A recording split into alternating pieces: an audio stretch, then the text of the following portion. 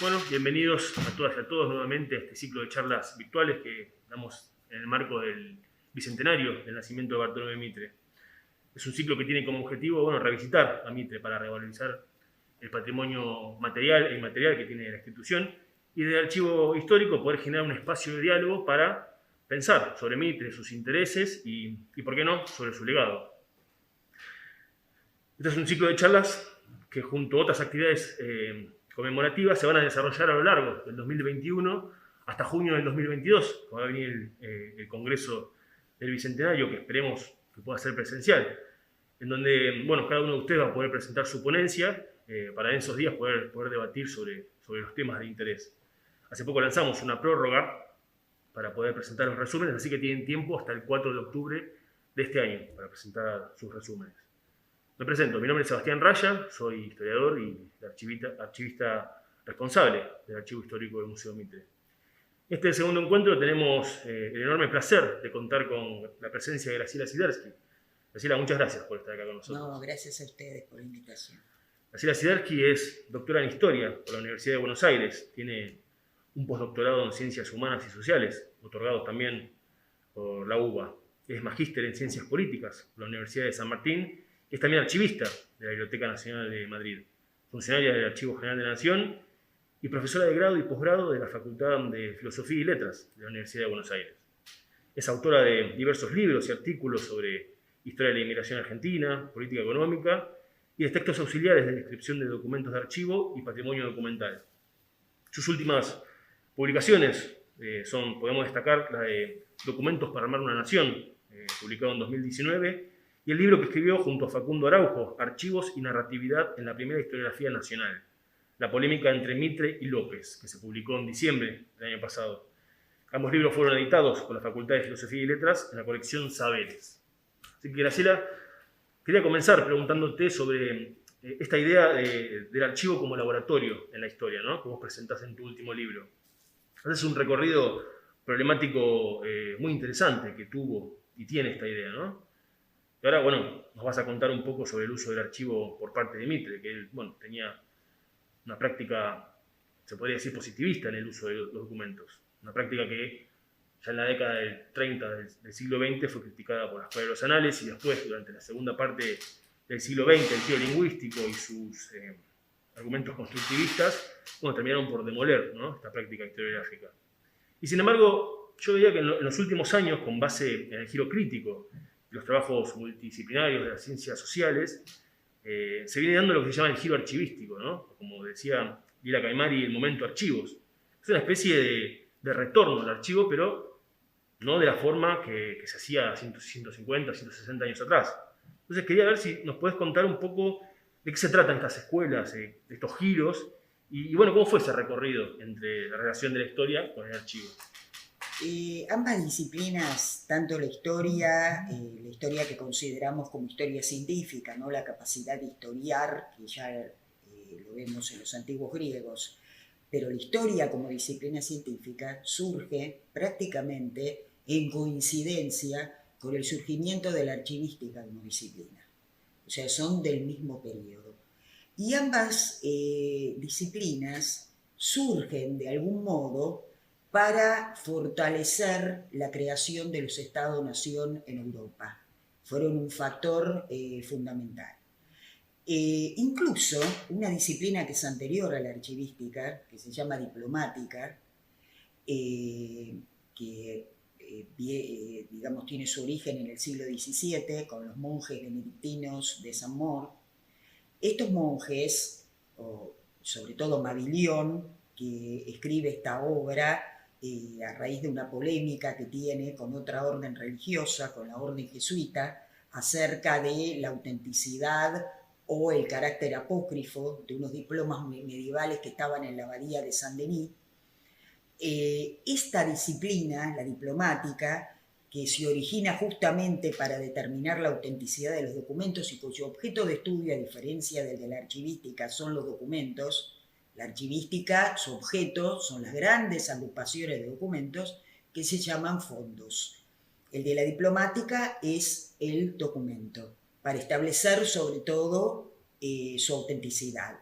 Mabillon escribe una obra que se llamó De Re Diplomática, que da las pautas de análisis para determinar la autenticidad de los documentos a fines del siglo XVII. Esta disciplina prácticamente estuvo inactiva durante toda la etapa del, podríamos llamar el siglo de las luces, el iluminismo, hasta que vuelve a resurgir en el momento que se va consolidando la historia como disciplina científica y se va profesionalizando la historia, con fundamentalmente la historiografía del centro de Europa, es decir, particularmente alemana y austríaca, con quizás dos grandes personalidades, pero se puede nombrar a otras, que son Niebuhr. Niebuhr lo menciono muy particularmente porque Niebuhr ejerce una fuerte influencia tanto sobre Mitre como sobre López. Es decir, es un historiador que está muy presente, que en verdad no era historiador,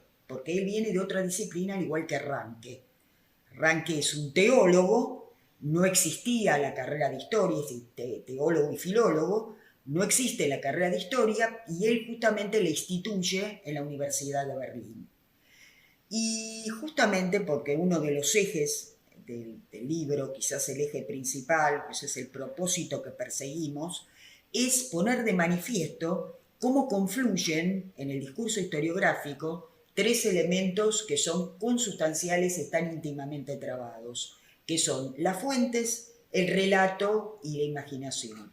Estos son tres componentes realmente claves, y de alguna manera Ranke reelabora su discurso historiográfico o instituye su discurso historiográfico a partir de la novela histórica de Walter Scott, un escritor que también ejerce una fuerte influencia, por lo menos sobre López, y otro de los teóricos importantes de la Ilustración escocesa. Es decir, la Ilustración escocesa ejerce también una gran influencia, tanto sobre Mitre como sobre López. Es decir, que las dos confluyen, la historiografía y antes la diplomática y la archivística después, confluyen justamente en el mismo momento en que se da los elementos constitutivos de los estados nacionales, la burguesía como clase social hegemónica, sumada también al descubrimiento de las antigüedades, que se producen a partir de la expedición napoleónica a Egipto y el descubrimiento de la piedra de Rosetta. Por eso, por ejemplo, y acá viene el tema de las antigüedades, Guido Hispano llamaba a Mitre historiador anticuario propenso a las elucubraciones, porque para Guido Hispano, que fue director del archivo, Mitre tenía un exceso de erudición y se lo marcaba, porque consideraba Guido Hispano que la historia también tenía un alto componente interpretativo. Entonces, ambas disciplinas surgen en el mismo momento y la archivística surge básicamente como ciencia auxiliar de la historia.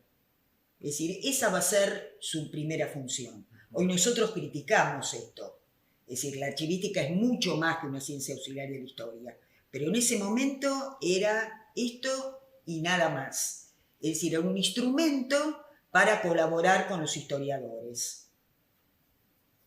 Sí, y lo que hacía Mitre era como, no era su lema, es decir, bueno, el archivo es la fuente de información y este es mi archivo, por lo cual esta es mi historia y muy respaldado en la fuente, cosa que López no tenía. No, incluso Mitre tiene dos metáforas metalíferas.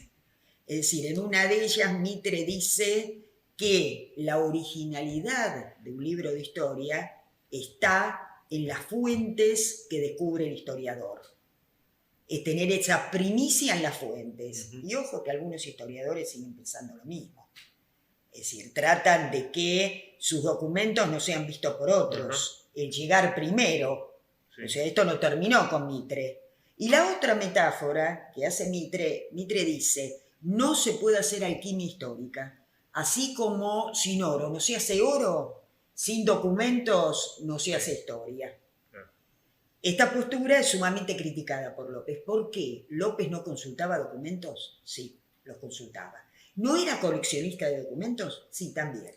¿No publicó documentos? Sí, López publicó documentos. Es más, la mayoría de los historiadores conocen perfectamente los acuerdos del extinguido Cabildo, una publicación que realizó el archivo a lo largo de muchos años, muchísimos años, porque fue una empresa titánica. Los primeros acuerdos del Cabildo, que lamentablemente los perdimos, es decir, no existen más, ya estaban muy mal a fines del siglo XIX, que estaban escritos en escritura paleográfica. El que se pone a lidiar con esa escritura para transcribir los acuerdos es López. O sea, no quiere decir que López no viera los documentos. Para nada. Lo que ocurre es que le remarcaba a Mitre que, primero, es el historiador el que selecciona. Por otro lado, hay una fase interpretativa. Por el otro lado, insistía desde el curso de Bellas Letras, que para mí ha sido un texto de verdadero descubrimiento, porque en general no fue analizado por historiadores, lo analizaron sobre todo desde la literatura, donde le hace una distinción entre el discurso escrito y el discurso oral. Y dentro del discurso escrito, los diferentes tipos de discurso escrito, entre ellos el discurso de la historia. Porque López dice, la historia no tiene un género particular de relatar lo histórico, toma ese género de la novela, toma esa forma de la novela. Y además dice que todo historiador, en la forma de contar, se atiene a un determinado modelo, como señala algo muy similar a Hayden White. Es decir, que hay historiadores que son más satíricos, otros son más románticos, es decir, está embebido su relato del género literario, que eso me pareció fantástico. Ahora, ¿esto quiere decir que Mitre no supiera que la historia es también relato? Sí, lo sabía, obviamente que lo sabía. Lo que ocurre es que a diferencia de López, no tanto en las obras de historia, pero sí cuando él analizaba, hacía un análisis historiográfico, ahí sí pretende decir que en realidad la historia es como si brotara automáticamente de los documentos. Una frase parecida a la que dijo en algún momento, y no fue castigado por Anales por decirlo, como fueron castigados otros historiadores metódicos franceses, pero es Fustel de Coulanges que dice que el historiador debe limitarse a decir lo que los documentos dicen y no agregar cosas que los documentos no dicen. Bloch, quizás porque fue su maestro, se la toma en un momento con Seinobos y con Monod, pero en realidad el que dice esto no es ni Monod ni Seinobos, ni Langlois. El que dice esto es Fustel de Coulanges. Como lo admiraban por haber introducido una historia social en la ciudad antigua, no se meten con Fustel de Coulanges, pero Fustel de Coulanges es el que dice esto. Y a mí lo del plan de la obra me parece fantástico, porque en realidad Anales, una de las cosas en las cuales viene a poner el acento es en la historia-problema. Para tener historia, para escribir historia, primero hay que tener un problema de investigación. De ese problema derivan las preguntas de investigación, derivan los objetivos y derivan las hipótesis de trabajo.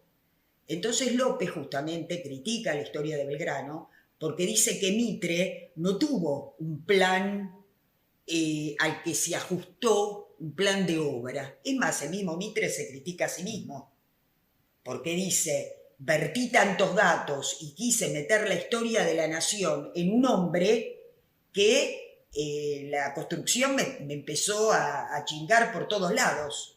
Era un molde muy estrecho para lo que yo tenía que decir. O sea, este tema de plan de la obra me parece fundamental porque son las preguntas de investigación los que convierten un documento inerte en una fuente. Se transfigura al ser interrogado por el historiador el documento. Además, el historiador hace una selección de los documentos, porque los historiadores tenemos dos problemas. Uno es la escasez de documentos. De eso todo el mundo se da cuenta. Pero el otro es la desmesura. Y lo estoy diciendo en una época de Big Data. Vamos a tener muchos problemas. Porque acotar, valorar las fuentes, seleccionar, porque no podemos recuperar todo el espesor del pasado. Y entonces esa abundancia de datos que tenemos hoy, nos va a complicar muchísimo a la hora de escribir la historia. Sí. Y es interesante que en esa discusión entre Mitre y López surgen conceptos, quizás no, pero que recién Hayden White, a partir del 73, con Meta Historia, comienza a desarrollar y que es un revuelo fenomenal, pero hacía casi 60 años ya esta discusión sentaba esos conceptos. Y no solamente en esta discusión en particular, porque la misma discusión se da en otros países vecinos nuestros. Se da claramente en Uruguay, porque en realidad el que envicia a Mitre y lo lleva por los caminos de la anticuaria es Lamas. Es Andrés Lamas. Y en Uruguay, el historiador de la República. Lamas es un historiador nacional como Mitre es quizás nuestro historiador nacional. En Chile pasa algo muy semejante. O sea, Chile además tiene un ejemplo enorme en un historiador que llevó el uso de las fuentes hasta las últimas consecuencias, que fue Toribio Medina. Toribio Medina, en lugar de poner documentos al pie de página, en el pie de página ponía los comentarios. Transcribía los documentos en el texto y los comentarios al pie de página.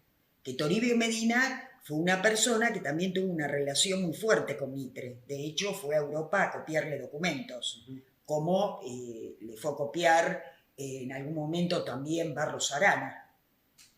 O sea, se hizo como un circuito de intercambio de documentos. Pero este circuito era mucho más que de intercambio de documentos. Era una red que comprendía fundamentalmente al cono sudamericano. Por eso en el libro nosotros insistimos sobre todo en Uruguay y en Chile y en Argentina. O sea, en esa zona la red es harto evidente. Es muy interesante lo que decís en el libro sobre esa red, porque hay como una carrera coleccionista, donde los que pertenecen a esa red se circula, se comparten, hay como una camaradería. Ahora, los que no pertenecen a ese círculo están afuera. Claro, porque esa red sirvió para varias cosas. Primero, si el buen historiador, el historiador original, tenía que ir a cavar en una mina desconocida, lo importante es llegar primero al documento, conseguirlo primero dentro de la red. Incluso hasta fue muy divertido porque en alguna de las cartas hasta se daban cosas de chismerío. Mire, Mitre, que hay un historiador que está preguntando por cosas que a usted le interesan. Así que, ojo, tenga cuidado porque le pueden llegar a sacar el tema o llegar primero. Esa era una de las funciones, ¿sí? Circulación de documentos. La segunda era circular sus obras en momentos en que, como ocurre en la actualidad, la distribución del libro papel es un verdadero dolor de cabeza para el autor. Es muy complicada. En ese momento quizás era todavía más complicada. Entonces, mandar en obsequio los libros, recibirlos en intercambio, hacía que el libro circulara. Por otro lado, estos historiadores necesitaban el veredicto de sus pares. Necesitaban que los pares, digamos, le dieran el visto bueno a las obras. Es una forma de control historiográfico que todos tenemos, porque si decimos que, muy bien, la historia tiene mucho de literatura, pero la historia tiene mecanismos de control por parte de los pares. O sea, si yo digo una cosa que no es, o una barbaridad, va a haber un par mío que me salga a refutar. Y el otro propósito que cumplió fue que la historia no se le escapara de su propia clase. O sea, si la historia argentina había estado llena de turbulencias, conflictos, guerras civiles, desacuerdos, por lo menos había que ponerse de acuerdo en la forma de contarla, que surgiera un relato uniforme. O sea, esas son todas las formas, iba mucho más allá de una red, de conseguirse entrevistas, porque Mitre también conseguía entrevistas. La entrevista con Las Heras es muy interesante, en donde Las Heras en un momento le dice, mire, no me pregunte más, general, porque yo me voy a morir pronto y no quiero dejarle conflictos históricos a mis hijos. Entonces no quiero hablar ni mal ni bien de un determinado personaje, no me pregunte más. Si estuviéramos, le dice, de silla a silla, yo por ahí le diría algo y después le pediría que lo borre, pero no lo quiero dejar por escrito. Claro. Sí, toda esa red que circulaba todo el tiempo y de documentación, evidentemente López estaba fuera de ese círculo. No, estaba en el círculo. Estaba en el círculo. Sí. Porque las críticas que él hace, no solo al uso de los documentos, sino a esa circulación en donde el coleccionismo era como el elemento principal para poder hacer historia. Y aunque él tenía unos conceptos...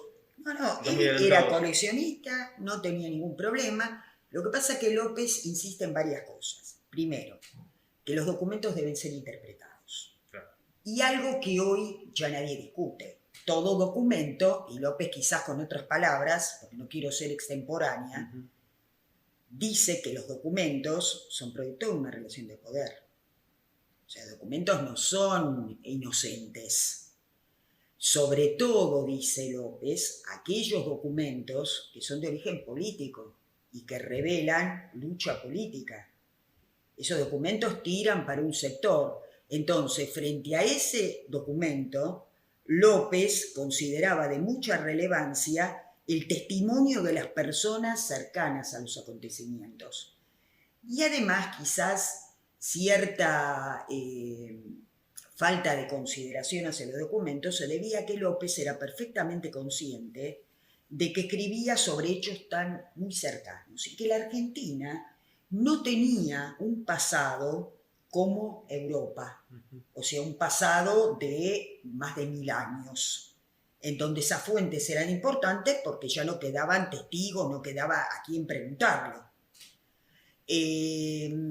Entonces, si bien era admirador de Niebuhr, admiraba no tanto los conocimientos que tenía Niebuhr para investigar el pasado tan lejano, porque, y por eso también dice que el sujeto que escribe la historia está muy cerca de los acontecimientos.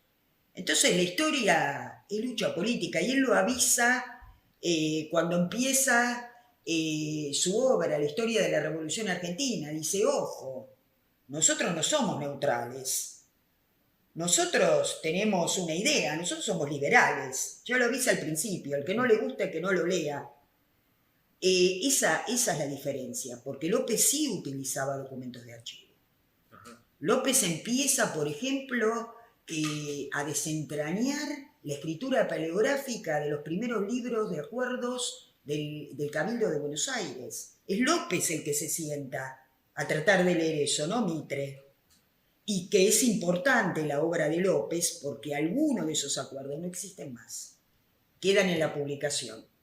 Porque las tintas ferrogálicas, metalácidas, terminaron con esos documentos, desaparecieron. Los acuerdos del Cabildo empiezan en 1580, los publicados, 1580 y algo, hay unos años que faltan, ya le faltaban a López. En cambio, los documentos originales que hay en el archivo empiezan en 1604.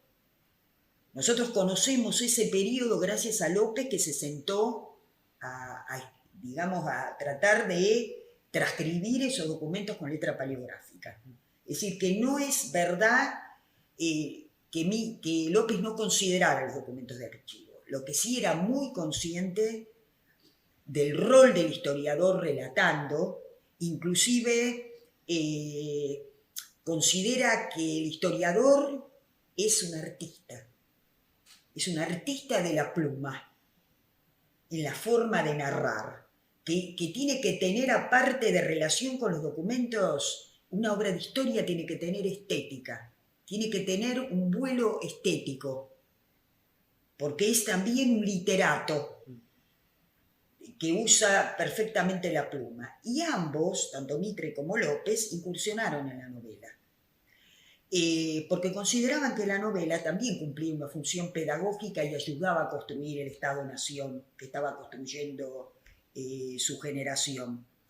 Inclusive las novelas de López, nosotros hoy, no sé por qué, le hemos perdido la pista a la novela de López. Pero López tiene dos novelas que son particularmente interesantes. La primera de ellas es La novia del hereje o La Inquisición de Lima. Esa obra motivó una pieza de música clásica escrita por uno de los principales músicos clásicos argentinos que hoy nadie recuerda, que fue Pascual de Rogatis, que no solamente musicalizó la novia del hereje, sino que musicalizó también el poema Ollantay, que fue reescrito por Ricardo Rojas. Y hoy nadie se acuerda de estas obras. Y tiene una obra interesantísima que es La Gran Semana de Mayo, en donde López va a crear las fuentes. Él va a escribir los documentos, los va a inventar. ¿Cómo los inventa? Por lo que escuchó que le contaron cuando era chico, por otros documentos que leyó. O sea, si algunos historiadores dicen que el antropólogo es distinto al historiador, porque el historiador no puede crear sus propias fuentes, López crea sus documentos. Y entonces la Gran Semana de Mayo son una serie de documentos inventados por López en donde aparecen los de abajo. La historia contada desde abajo. Entonces, aparece el virrey Cisneros, pero no el discurso del virrey, sino lo que hablaban los chismes del virrey por abajo. Y él dice que esas cartas se las dio una parda que era amiga de su madre y que tenía un famoso baúl, una parda del presbítero Horma le da ese baúl a su madre. Entonces inventa todas esas cartas y se imagina cómo pudo haber ocurrido la revolución a nivel popular. Lo imagina todo. ¿Qué pudo haber pasado? ¿Cuáles eran los elementos de rebeldía hacia el orden colonial que estaban mostrando los de abajo? No los hombres importantes que hicieron la revolución, sino los hombres y mujeres de a pie que caminaban todos los días la ciudad de Buenos Aires. Entonces, eso me pareció muy, muy interesante de parte de López, porque nos abre caminos distintos como historiadores. Y esa, la distinción que después se hizo, bueno, Mitre es el historiador científico y López es el historiador filosófico. Sí. Es una distinción que tiene que ver con la práctica específica de la narración histórica o tiene que ver con justamente en esta discusión con de la las dos posturas, la teorización. En cuanto a las prácticas específicas de la historia, no había esa similitud. Yo no vi demasiadas, digamos, desavenencias entre ellos. Tienen algunas que son muy puntuales, por ejemplo, sobre la figura de San Martín. Por ejemplo. Pero son desavenencias muy focalizadas. Yo creo que la forma de construir, la forma de elaborar sus libros, inclusive ambos fueron acusados de hacer más literatura que historia, los dos. Mitre también. Pero creo que en la polémica es donde más se advierte, y en la introducción de las obras. Por ejemplo, López tiene introducciones en donde sienta mucho su postura historiográfica, que me parecieron a mí realmente muy, muy interesantes de leer. Porque ya digo que la lectura de estos historiadores se ha perdido mucho. Cuando yo era chica, por ejemplo, era muy común ir a una casa y ver los libros de Mitre y de López. Ujú. Me acuerdo de haber visto en casa de mis compañeras de escuela el Belgrano, por ejemplo. La historia de Belgrano. Inclusive esto hasta lo cuenta Borges en un momento.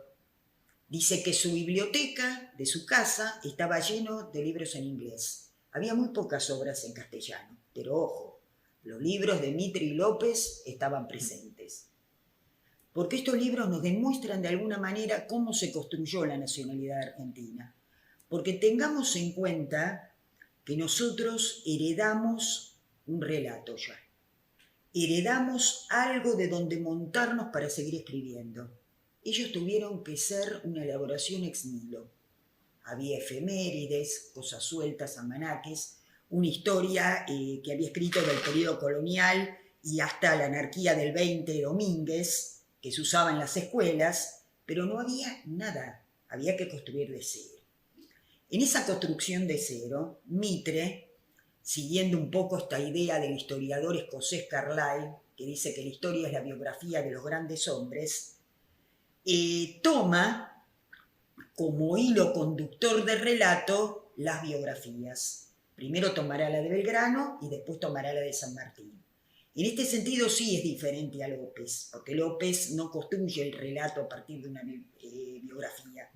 Lo que ocurre que cuando Mitre empieza a seguir completando cada vez más esta biografía, y eso se nota mucho en la historia de Belgrano, ya el libro queda, no se me ocurre una imagen, pero yo diría desnivelado. O sea, es muy difícil hacer entrar toda la historia argentina en la biografía de un solo hombre que para colmo muere en el año 20, 1820.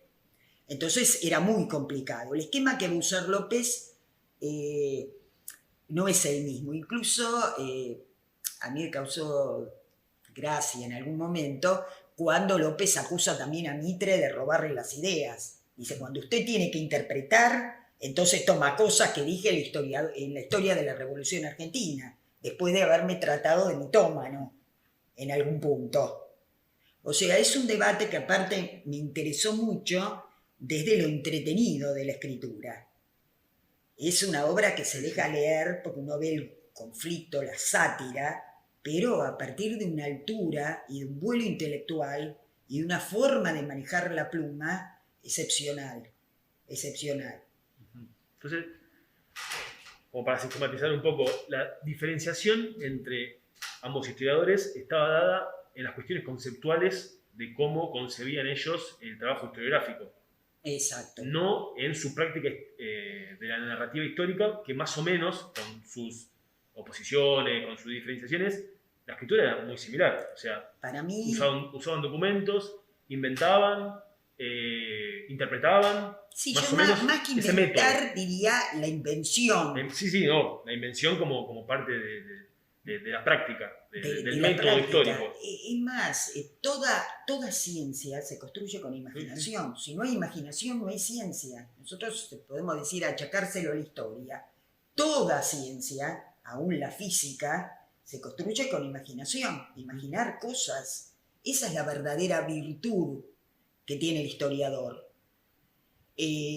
Yo siempre comento a mis alumnos que después de haber trabajado 40 años en el archivo y entrar a los depósitos, a mí los documentos nunca me dijeron nada. A mí el que me dijo fue el historiador, porque los documentos están quietitos y mudos en los estantes, ninguno abre la boca.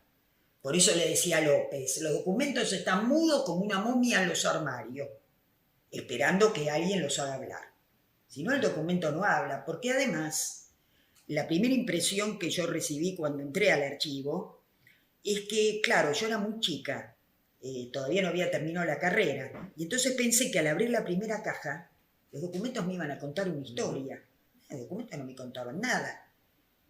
Eran dispersos, redundantes, traían la misma información, tenían vacíos, huecos importantes porque yo por ahí veía el oficio de Belgrano a la asamblea del 13.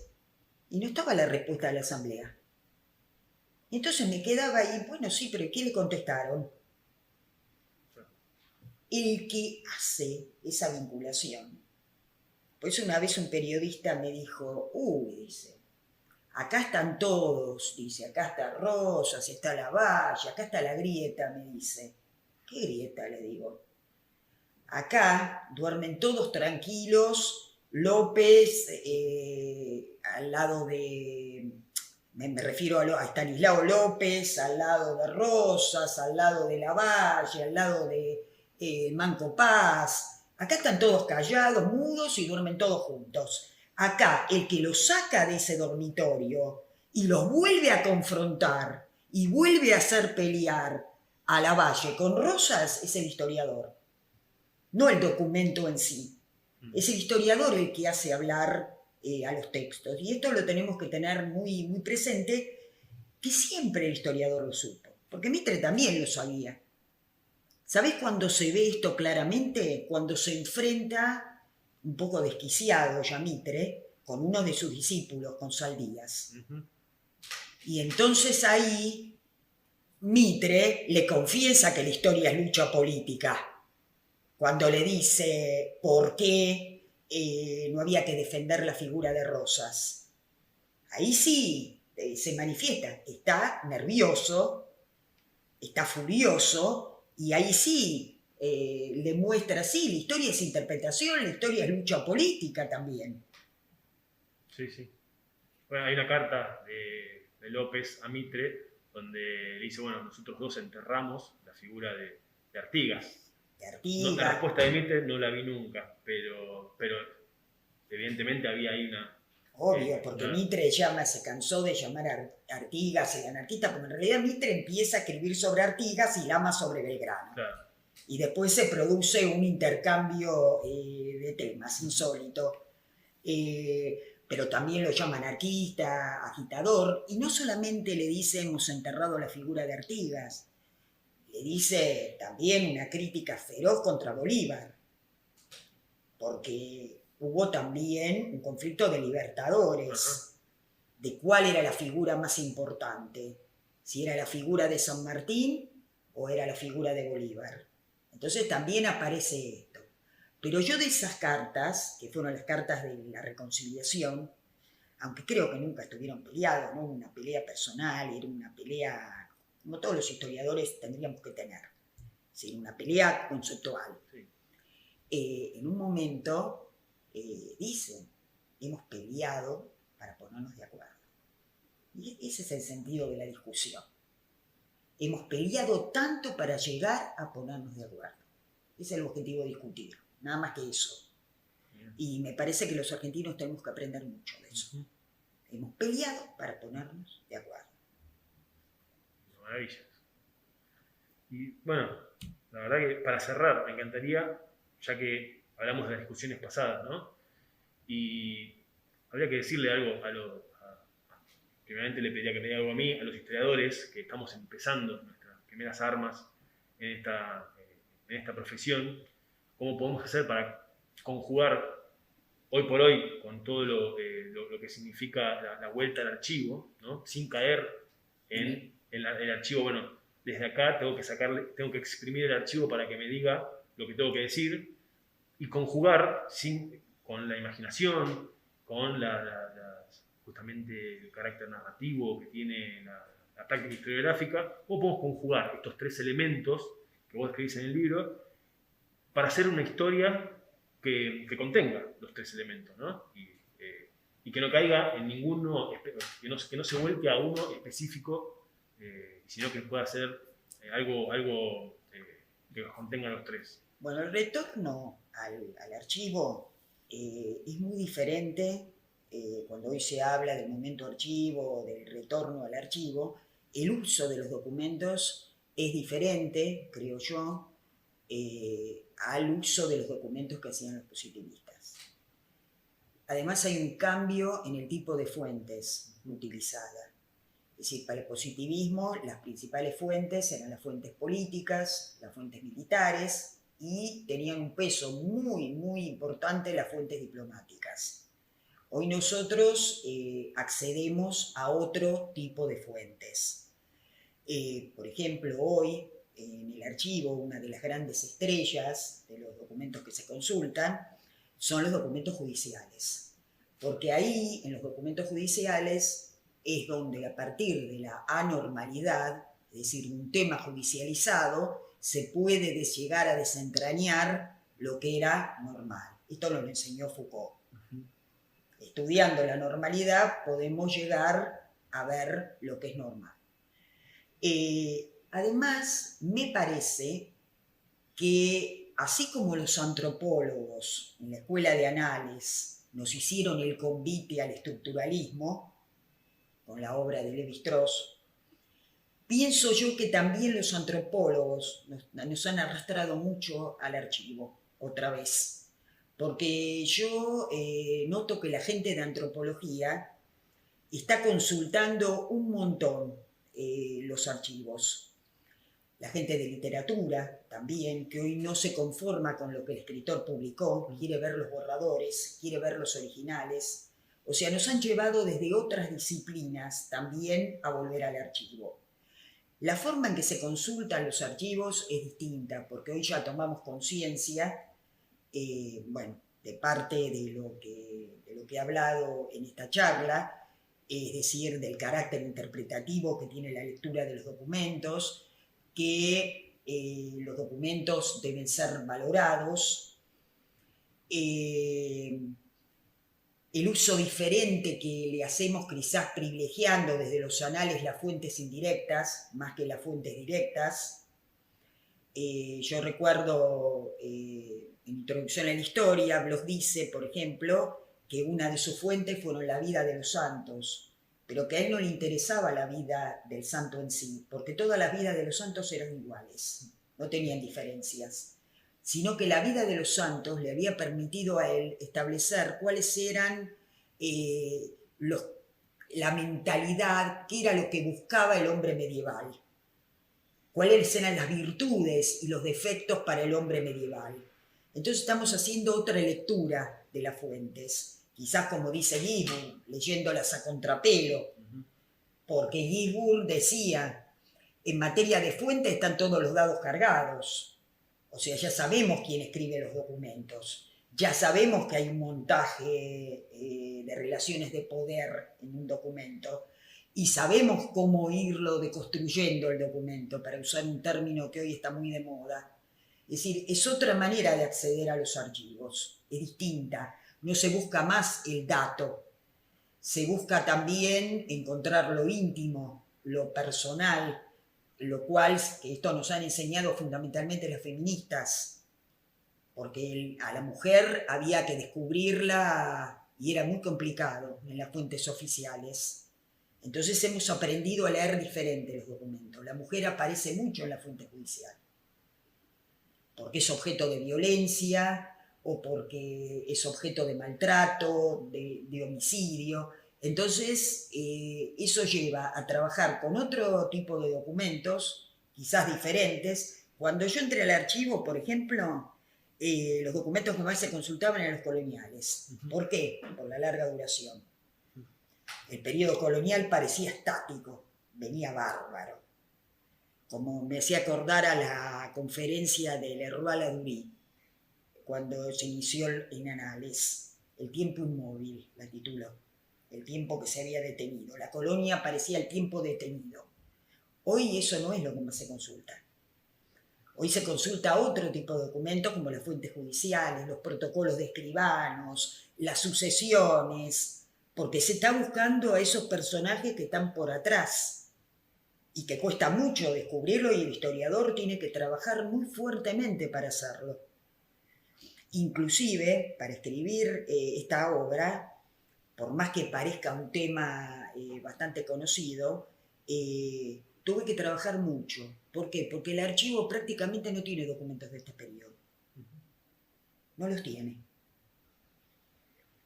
Que es largo de contar por qué no los tiene, pero yo tengo una hipótesis con respecto a esto, es decir, como positivista, a los hombres que construyeron el Estado Nacional veían que lo que había ocurrido hace 5 años no era historia, entonces no patrimonializaron esos documentos, no se ocuparon de esto. Lo cierto es que hay un bache. Entonces, a mí me encanta el desafío de afrontar ese bache, tratando de completarlo con otros documentos, con imaginación, estableciendo, como dice López, el verdadero historiador es que es el que puede relacionar esos documentos de manera de vivificar el relato. Eso es, y establecer relaciones entre los hechos, más que los mismos documentos, los vínculos entre los hechos, porque dice, incluso a veces peyorativamente, ninguno de estos historiadores, y empieza a nombrar un montón, empezando por Tucídides, que también, dicho sea de paso, hacía historia del presente, porque consideraba que nadie podía escribir sobre aquello que no había visto, dice, en realidad no fueron archivistas, no fueron, lo dice peyorativamente, no fueron archivistas. Lo importante es la cadena de enlaces que hicieron, cómo hicieron un plan de obra y cómo hicieron el enlace entre esos documentos, y los interpretaron y los reelaboraron. Graciela, la verdad, excelente la charla. Muchas gracias No, por haber por venido, favor. por compartir con nosotros, por este espacio en vez de hacerlo Zoom. Así que... Para mí ha sido un placer venir, sobre todo, y esta es una opinión personal, porque considero que fue Mitre uno de los grandes constructores de la idea de nación, con sus limitaciones, con sus defectos, pero él fue uno de los ideólogos, porque la nación no solamente se hizo con el fusil, se hizo con la pluma, y Mitre aportó mucho a escribir la nación con la pluma de su lugar de presidente. Por eso Alberdi dice que para Mitre, y lo dice de una posición crítica, dice, gobernar es historiar. Dice, Mitre tiene en un mismo tintero la pluma que hacía decreto y la pluma que escribía la historia. Y quizás hasta era más importante historiar que gobernar, porque la Argentina no se había terminado de consolidar con esos factores unificadores e identitarios. Entonces para mí ha sido un gusto, y además ha sido un gusto porque yo vinculo el nacimiento de Mitre con la fundación del archivo, con una diferencia de 2 meses, nace Mitre primero y 2 meses después se crea el Archivo General de la Provincia de Buenos Aires. ¿Coincidencias? Y bueno, no sé por qué se producen, pero evidentemente en este caso sí las hubo. Así que para mí es una satisfacción estar hoy acá. Bueno, buenísimo. Muchas gracias. No, por favor. Y bueno, nos vemos en la próxima charla.